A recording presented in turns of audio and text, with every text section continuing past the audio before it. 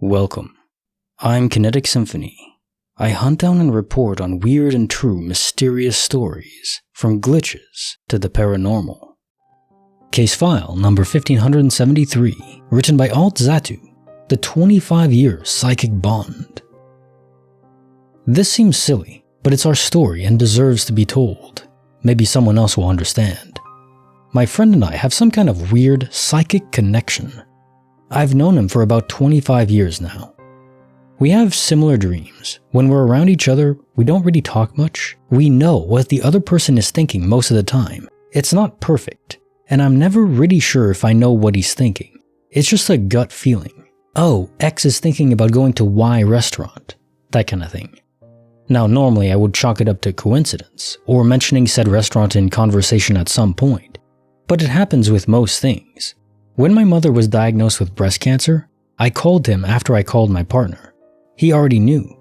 He said it just came to him, and he was waiting for my phone call. Now about our dreams. We both dream about events in the future, just about every night since I can remember. Normally they're just a snapshot of an event, like reading a paragraph from a book. You know what's going on, but you don't have any context to explain it, and unless someone mentions the date, or there is a calendar around, I don't know when it'll happen. Honestly, I'm waiting for a dream that doesn't happen. I'm hoping one day I just won't know. My friend has these same type of dreams. His usually involve more important events. When we compare our dreams, it's like the next paragraph. It completes the picture. The really frustrating thing is, no matter how much we know, we can't change most things. I've gotten to the point where I can manipulate the events in my dream, and I let them play out so I realize if I'm in that event, I can change it from its original outcome to something more favorable for all involved. Some things I can't change, no matter what events I change in dream. The best I can do so far is change how that one event plays out. I don't know if it changes anything else. Normally I have a gut feeling that doing one thing is favorable over another, no rhyme or reason. I wish it were as cool as it sounds. I once tried to see if I could get lottery numbers, but it didn't work. I'm almost 30 now, and I have 2 or 3 of these dreams a night. Some days it feels like I'm living in a fog of déjà vu. When that happens, it doesn't feel like your life. It feels like someone else is controlling everything, and you're just an animal in a larger unseen system. It pretty much sucks, mostly because the events are easily predictable, generally. And how can I prove it to myself that I'm not slowly losing my grip on sanity? I can't prove anything, because I've tried. I want to prove this. I want to show it to the world. I want science to understand what's going on. I'm the kind of person that if I saw Bigfoot or something, I'd kill it so we can study it and prove that this is in fact what I saw. One of my dreams last night wasn't me though. It was someone else in a big city. They were debating getting a soft pretzel or a hot dog as a quick snack. If they chose a hot dog, the superior choice in my book, an old woman will try to cross the road, but a bus running a yellow light will hit her, clip her. She'll fall down and die. A little kid on the bus will see this, and it'll mess him up. If they choose a soft pretzel, they'll be the one in line to cross before the old woman, and she won't be able to cross until everyone else crosses. The man will see the bus and see it's going too fast to stop, so he won't cross, and indirectly save the woman's life. The boy won't see anything traumatic and he'll be fine. For some reason the boy is important. I think it's because he has a high capacity for violence. Really, I don't know. See how vague that is? What city was it? It was either in the US or Western Europe. That's pretty much all I know. No dates, no time frame. Despite being as specific as I'm able, it's still not clear. Why wasn't it me? Am I supposed to tell the story to other people? Is my role just to write the story here, and the person it's supposed to affect will see it and remember it? How can I be certain it was a dream of future events and not just a regular old dream? It's frustrating. Very frustrating.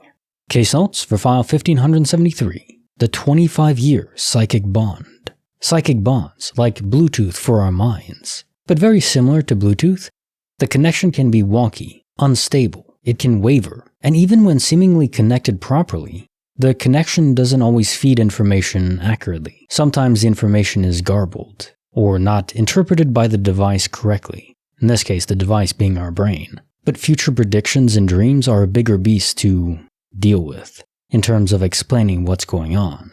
especially when those future predictions affect the timeline that you're in, the one that you actually experience. This goes even beyond replay theory, where the idea is we already made our choices and now we're just experiencing a kind of movie of what we did, or a replay in a video game where you see your actions and what you did and what everyone else did. But yeah, this is a step ahead of that. It's almost like your dreams are an editor for the replay or the movie. You're able to go into the movie when you're dreaming and splice out certain parts or alter them, edit them in certain formats. Now, it's not like a direct interface with a computer where I'm editing videos. It's not exactly like that, but it is similar, an allegory to that. This is true power over reality. And it is truly awe-inspiring, even if you don't have direct control over it. Case file number 1574, written by skipearth, the voice that controls Tony. I have a part-time job that entails me walking around a small town all day. I have the ability to slack off, and I do so. So every morning, I get a coffee and bring it to an old man that runs a small local specialty shop. I sit in his shop and we chat for about an hour a day.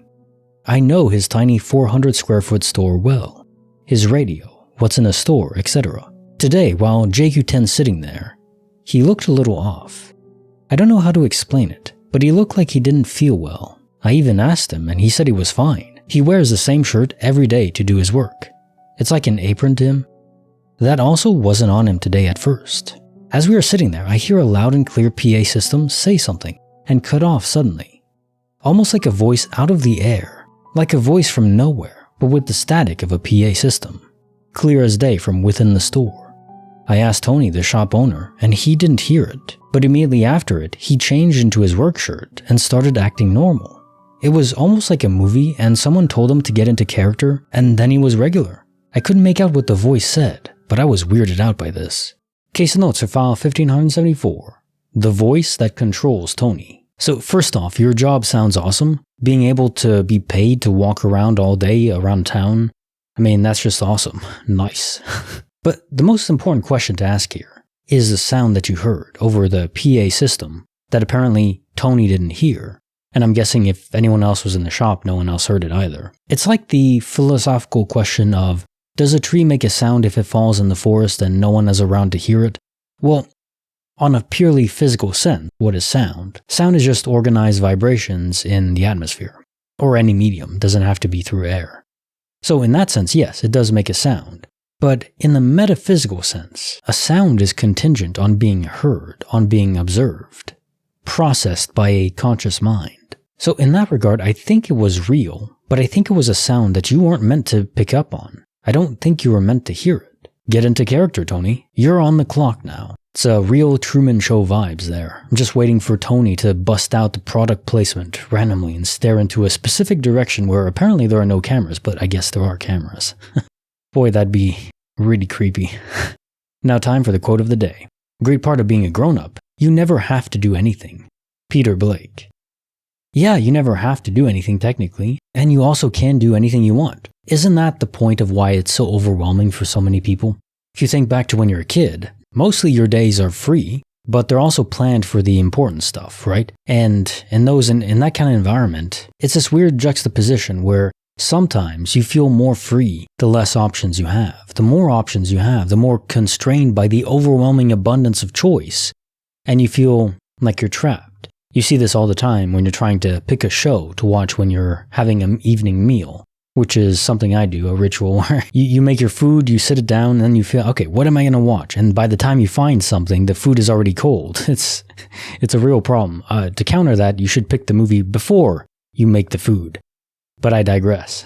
The overabundance of choice and the freedom to do anything you want, well, it's perfectly normal if you feel like that is overwhelming. You're not alone. Like the video, subscribe, hit the bell. Kinetic Symphony signing off.